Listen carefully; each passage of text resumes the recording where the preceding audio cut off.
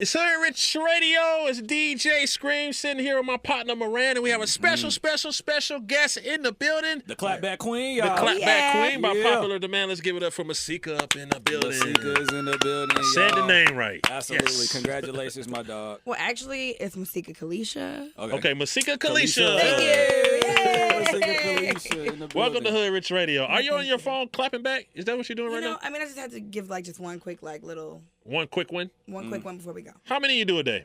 It just depends. I take breaks. Mm-hmm. Very busy. Right. I just feel like, honestly, as silly as it may sound, I feel like people that support me need it. They need it? Yeah, they feed off of it, and it's entertaining. So when did that whole thing start? At first, did you always clap back, or at first? Kindergarten. Ooh, so what type of kid were you? I really don't. I mean, I don't know. I wouldn't say when it started. I think they just made a word for it. Mm-hmm. 'Cause it's just been my personality. So somebody get at you, you're gonna get right back at them. Well, not always, but I'm very witty, and I feel like a lot of people are very stupid.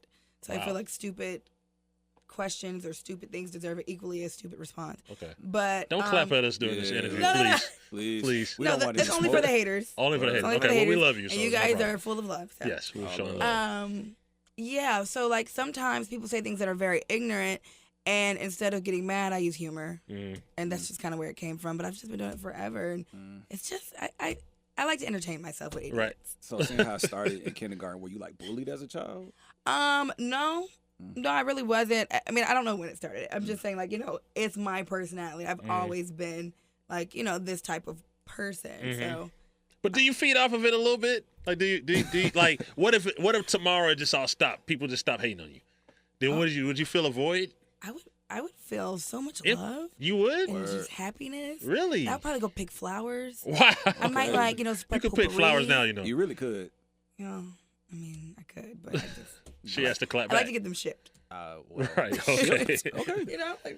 Order the flowers. All right. If you got it like that, you got it like that. Do you think? So, motherhood. Talk to us about motherhood. How's that whole experience been? Oh my gosh, it's the best thing in the world. Mm-hmm.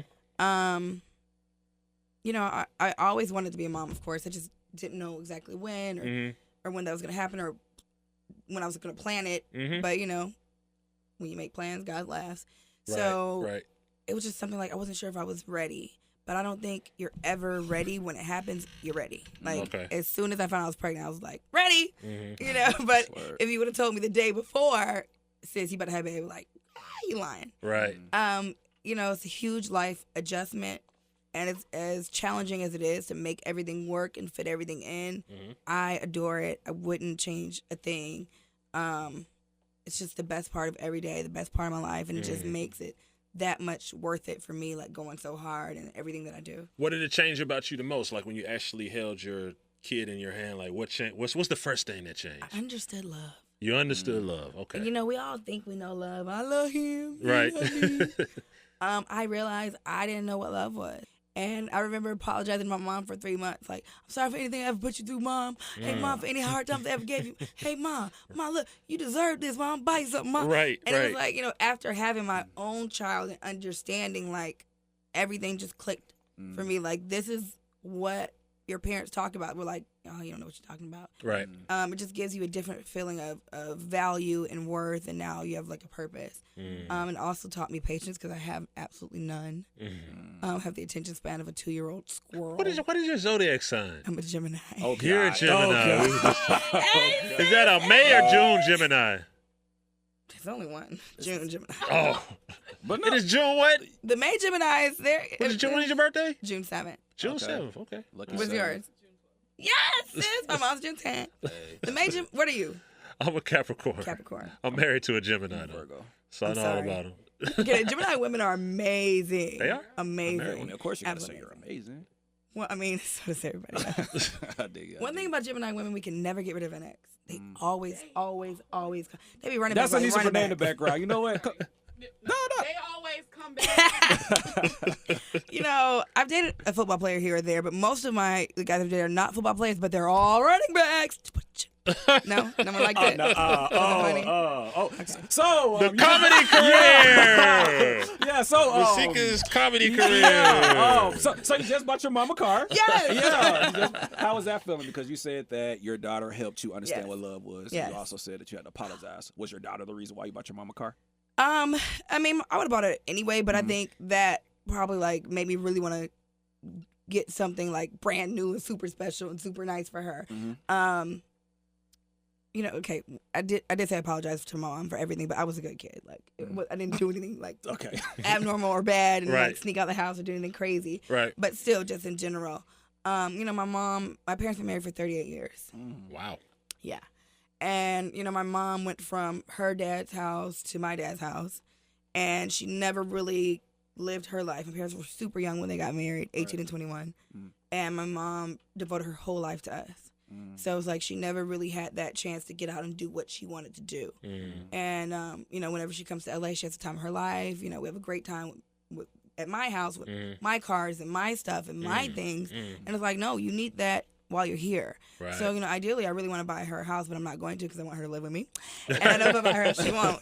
So I just wanted to give her her own, like, okay, I don't want you to just come to LA and have all the nice things. Like, we're getting you set up while you're here briefly because you come to LA now. Right. So it was awesome. It was awesome. Like, you know, my mom was like looking at, you know, different cars and like, well, I could just get this one and that. And I was like, Mom, I don't know, Mom. Like, that's a little expensive, Mom. I don't know. You know, because I had bought the car in LA 2 weeks like before I gave it to her and had it shipped out here and like detailed and everything. So I was trying to stall her. And it was hard stalling her, but it was well worth it. She was like, "Hey, you could have gave me anything.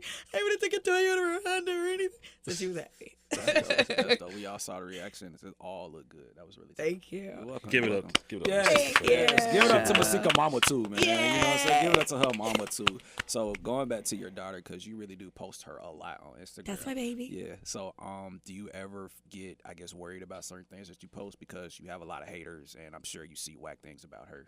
You know, I don't worry about anything. Like, I'm in such a great place in my life, and I'm so happy, and not to be conceited, I'm so successful because of how hard I work. So I don't have nothing to worry about. When you worry, that's fear, and, you know, God didn't give you a spirit of fear. Power, love, and a sound mind is what he gave me. So anything that I do is for a purpose. Anything I say is for a purpose. I'm very strategic. My team, we're very strategic. So I really don't care what you think, say, or feel. It affects me no way. Like, I mean, honestly, it does affect me because it gives me a little bit more money. The more you talk about me, and no matter what you say, negative or positive, I never understood this until like past like 2-3 years maybe. I remember like Lindsay Lohan had said it in an interview or something. I mean, everybody says it, but that's what I remember it from. She mentioned something like, there's no such thing as negative press. And I didn't get that. Like, what do you mean? They're saying all these bad things about you. Right. But at the end of the day, they're talking about you. It's all promotion. So whenever you talk about me, my sales go up, my numbers goes up, the bank account goes up, and it's like you're promoting me, whether you're saying it negatively or positively. And at the end of the day, you're the one harboring hate towards a stranger. So, I mean, I really don't worry about anything. My only, I used to say my only fear in this world is having a little girl. And that's before I had my daughter. Because I know that niggas is savages. And, you know, my only concern is not being overprotective, but being overprotective and finding the balance. So that is literally the only thing in my entire life that I'm concerned about is making sure that, you know, I raise her right. She can handle everything. Yeah. Look at who her mama is. She be all right. Yeah. She tough. She be good. She got 2 crazy Gemini parents. She tough. Wow. 2 of them. Yeah. I can't imagine. Yeah. Oh, yeah, don't. Now, you're also a CEO. That's what you call it, Yes. CEO. You know what I'm saying? Congratulations. Yes, Tell thank us about you. some of your multiple business ventures, and also tell us how you got this entrepreneur spirit.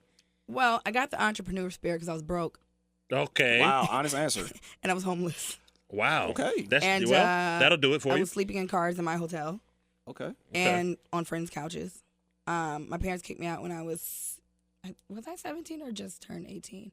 The summer I turned 18. And for the dumbest reason, I wouldn't even bother anyone to go through it because it's just so. I'm curious now. We'll talk after. All right. It is so stupid that you wouldn't believe me. Anyway, Nice. I just devoted myself at that moment that I'm never going back. And I went walking down the street with nothing but what I had on. Had no phone, I didn't have a lint in my pocket, literally nothing. And borrowed a phone from a neighbor, called someone to pick me up, and I just started working. I got 3 jobs, and I remember I was working at the Sharper Image up here at Lenox. I was working at some restaurant, City Cafe or some diner on the south side, Right. and some sports store at Phillips Arena. I got an apartment behind the Georgia Terrace, and I was taking the train going to school, and I was like just 3 jobs, school, just trying to handle everything. And I remember passing out at the register. And the next thing I remember, waking up in the back of the store, Sharper Image, and my boss at the time, he was like, "You need to go home and get some." No, I need to work. I gotta work. Right. He was like, "No, you're overworked. You passed out. Like you need get." Store could have got robbed. Right. Like a lot. I don't think that was the concern. I think it was more of safety. Yeah. What's that? That's still your safety. Yeah. Safety. So like in that moment, I realized I got to figure this out because I'm trying to pay rent. I'm trying to pay for tuition. I'm trying to, get these school books. And I'm working on these jobs, and it's still not enough. Right. So I went on the set of ATL one day, just as an extra. At this point, I think I had switched. I was waitressing at Gladys Knight Chicken and Waffles. Okay. And I was making cute money there. Like I was 18. I was making like $4,000 to $5,000 a month, which is I thought was great at the time. I had a nice cute little Benz.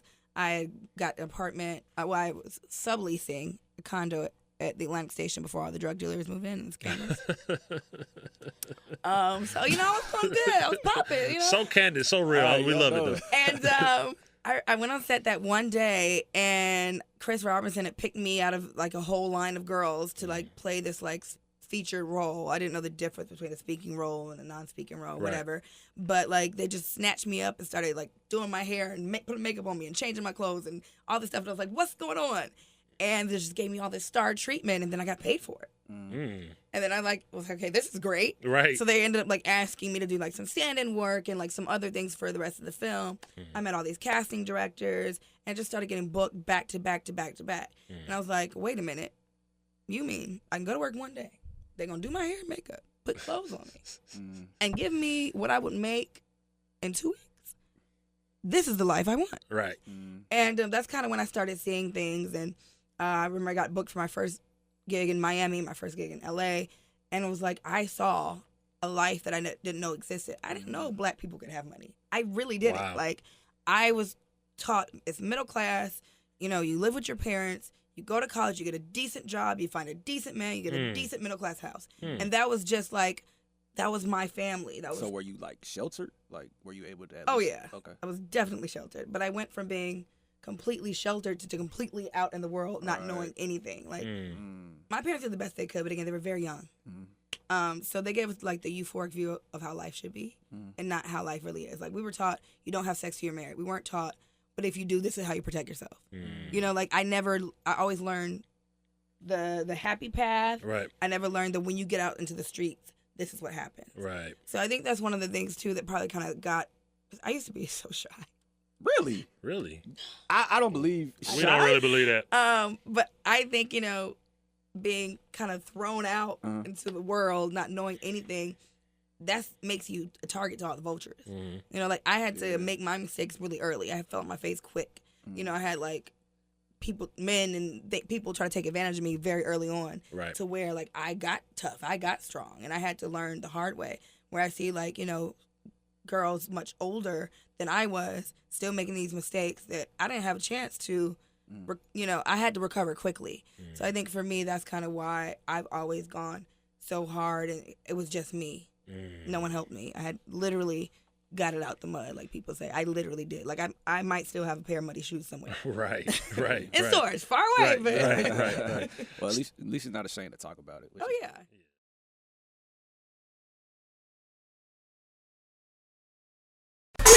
It's Hoodrich Radio, you better not change the station.